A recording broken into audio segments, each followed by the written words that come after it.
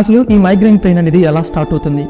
ఈ migraine pain దేని వల్ల అయితే స్టార్ట్ అవుతుందో వాటిని ట్రిగ్గర్ పాయింట్స్ అని అంటూ ఉంటారు.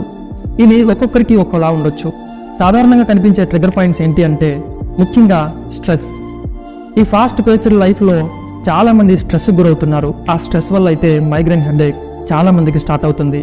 రెండవది సరిగా నిద్ర లేకపోవటం.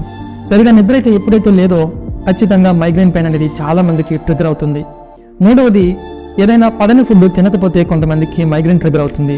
నాలుగవది ఏదైనా హెవీ సౌండ్స్ కానీ ఏదైనా హెవీ లైట్ని కానీ చూసినప్పుడు మైగ్రేన్ ట్రిగ్గర్ అవుతుంది. ఇంకొంతమందికి అయితే బాగా ఫిజికల్గా స్ట్రెయిన్ అయినప్పుడు, అంటే బాగా ట్రావెలింగ్ చేసినప్పుడు లేదా హెవీ వర్కౌట్స్ చేసినప్పుడు కొంతమందికి మైగ్రేన్ ట్రిగ్గర్ అవుతుంది. ఈ మైగ్రేన్ పెయిన్ అనేది అలాంటిది అంటే ఒక ఎగ్జాంపుల్తో చెప్తాను. అప్పటి వరకు ప్రశాంతంగా ఉన్న చెరువులో ఎవరైనా ఒక రాయేస్తే ఆ నీరంతా ఎలా అయితే అలజడికి గురవుతుందో సేమ్ మైగ్రేన్ కూడా అప్పటి వరకు ప్రశాంతంగా ఉన్న మన మైండ్ ఎప్పుడైతే ఈ మైగ్రేన్ ట్రిగ్గర్ అవుతుందో మన మైండ్ కూడా ఒక రకమైన